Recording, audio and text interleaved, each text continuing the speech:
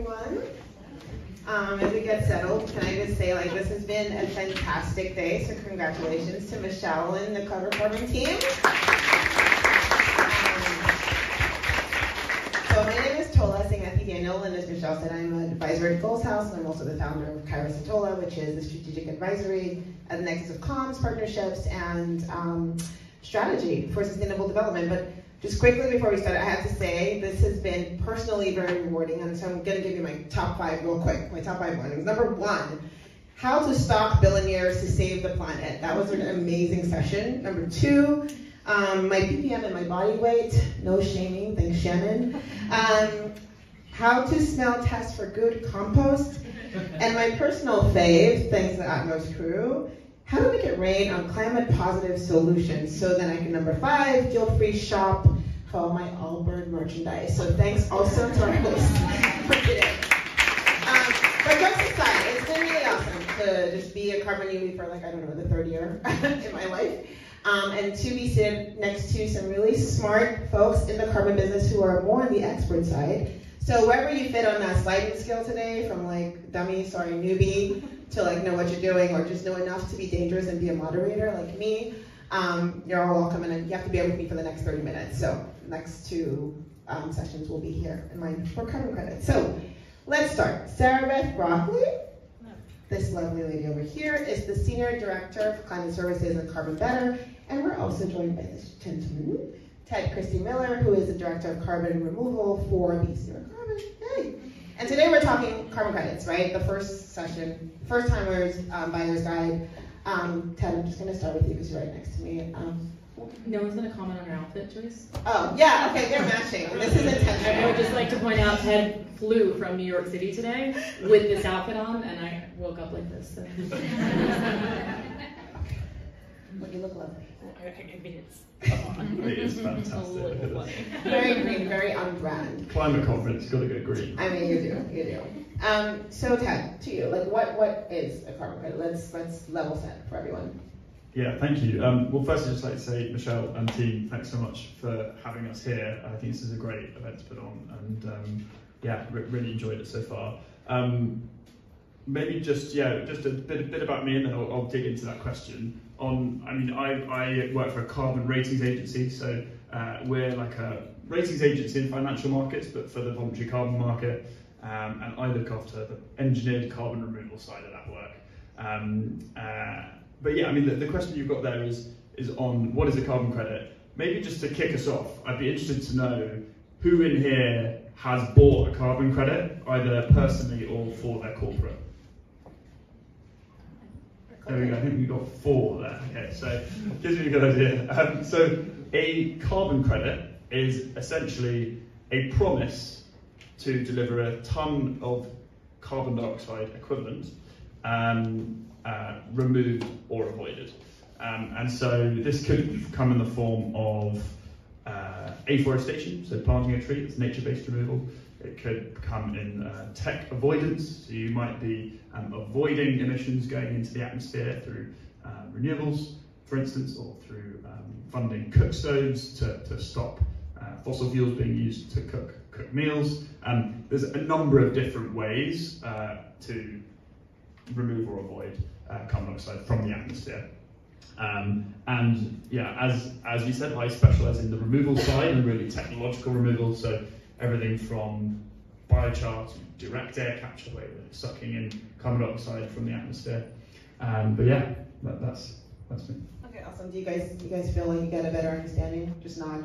Okay, cool. I love that. So Sarabeth, I'm looking at this graph here, table. I have no idea what it means. So I feel like you're going to break it up. I mean, you're going to give us some more context. But why would a company even need or want to buy carbon credits?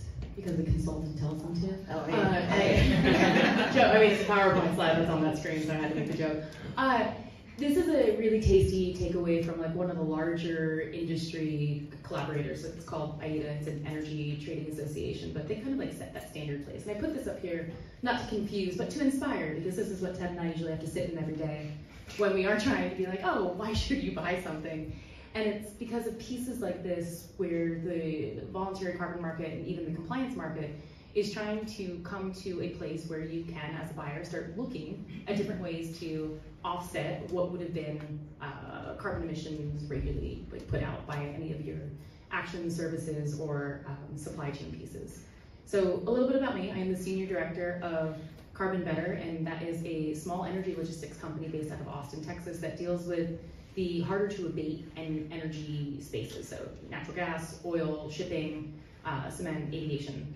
And when we usually have to answer this question about what is a rationale for starting to get into even thinking about purchasing carbon, it's primarily because the company has already started to go down that pathway. They've set a greenhouse gas assessment. They've looked at starting to comply within this corporate narrative that is asking them to become a better citizen, to not just impress their internal company members, so like your employees or your internal stakeholders, but then if you're a publicly listed company, investors are starting to look at why you wouldn't be participating in starting to purchase different aspects of the carbon supply chain. So who here understands scope 1 and scope 2?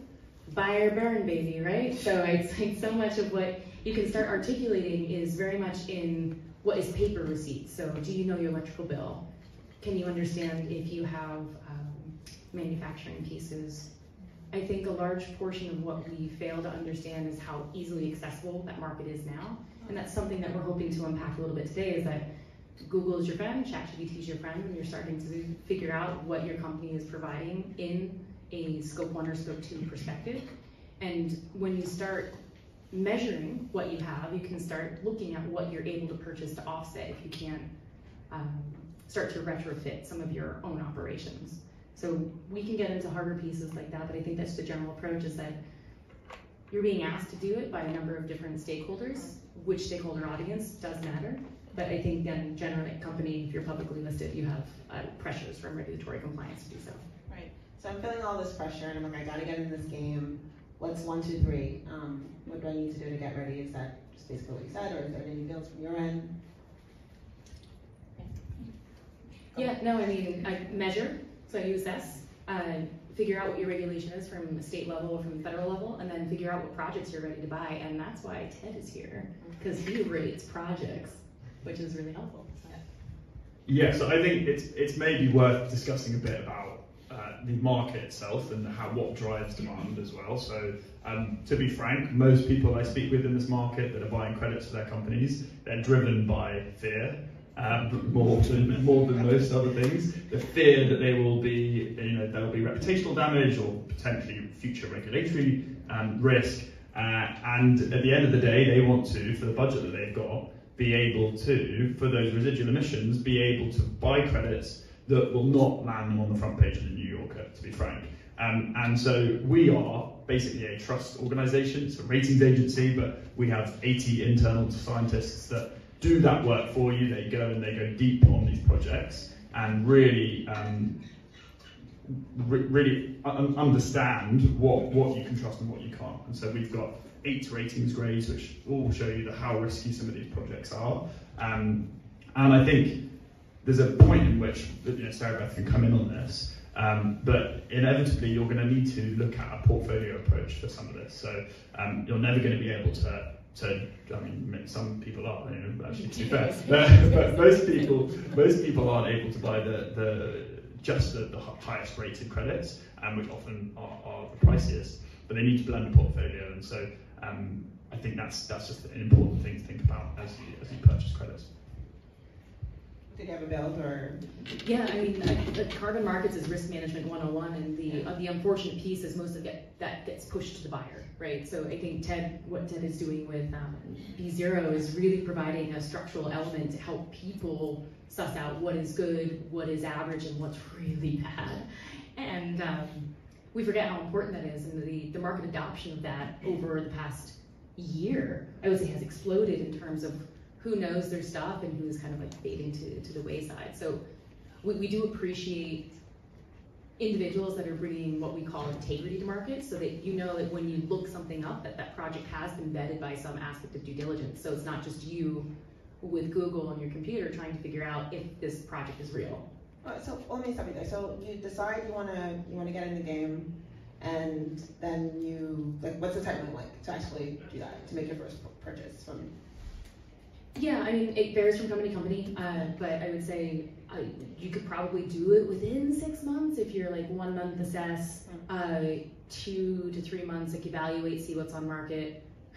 Month 4, like figure out if your CFO is willing to purchase any of this stuff and so what's your budget. And then engaging with any of the suppliers on market, because still you can go through an intermediary, but I find more and more so, and this was my experience when I was working at NASDAQ, is that we went direct to buyers, and we went direct to sellers as buyers, and felt that that was easier to navigate because we didn't have to trust a middleman. Yeah. Because there weren't sizable solutions at the time. This was like 2 years ago, before we were all like coming on market raise, and there's actually way more companies that are starting to look at that. Silvera is another one, Cheezer. But I think when you think about market integrity and who you're willing to trust, all of this is absolutely a trust game, and figuring out which expert you're willing to buy from is just as hard as trying to find the project in the first place. Yeah. And picking up on the trust piece, you know, given what you guys do, like what do you think is what is the average timeline that you would? Yeah, I mean, so it's an interesting one. So I'm going to try and not get too technical into phrases here, but there's basically kind of 2 markets here. So there's like credits that are retirable, so now that you can use them to offset your emissions today, and there's some that are going to do that activity in the future. And what we've seen over the last year is a real shift into those future credits, because a lot of people want to make sure they have the highest quality projects, and they think that if they can fund future projects, they're more likely to get that. And so we see for every $1 being spent in the what we call ex-post market, which is the kind of retirable credit market, we see about $4 being spent for those future projects. So I think there's a big influx of interest into looking ahead and securing that capacity for the years to come. But you know, we don't actually work in the transaction side, we're purely a third-party ratings agency that goes and looks into this for different people. And do you guys have any examples of companies that have purchased and what that evolution has looked like? So. I mean, you work directly with the purchasers. So. Yeah, who can we talk about? Your boss is here. I know, it's staring at me in the back. The idea is like you know most of the ones that made we call them the first movers, like the Microsofts, the Amazons, like I think even like Delta was unfortunately one of those front page headlines on the Guardian article. But we see this like minimum standard of care continuing to be raised, and people are actually trying to do what's best in the market. But I think again, like Microsoft's portfolio to like decarbonize by 2030 is like the standout in the space. I'm tempted to say Unilever, but with some of the rollback that they recently did, I'm not gonna point them out as being best in class anymore. In our portfolio at CarbonBetter, we work with large-scale like, shipping and ports agencies that are looking to start to set some of that decarbonization opportunity. And make no mistake, that's because there's money there now. Uncle Sam is willing to pay for looking at not just doing ESG for capital markets and for looking at fiduciary management, but they're starting to articulate how you can decarbonize by switching over to electric fleets. So there's capital on the table. I think in terms of like which companies are the most aspiring, I don't really know that many mid-cap companies that are below $10 billion market cap size, unless Asana wants to come up here and fight me, that you're really starting to invest in a big way that's starting to look at going carbon negative, right? And that's the idea, is where we're trying to go, but people are starting to learn. Any famous last words? No. Okay. Wow. Thank you both. This has been really riveting. I would just say, like, it's the first time in Buyer's Guide, obviously, so we didn't get exhaustive, but you guys know you're right here if you need to grab it during the happy hour or not, give you more info. All right, thank you so much.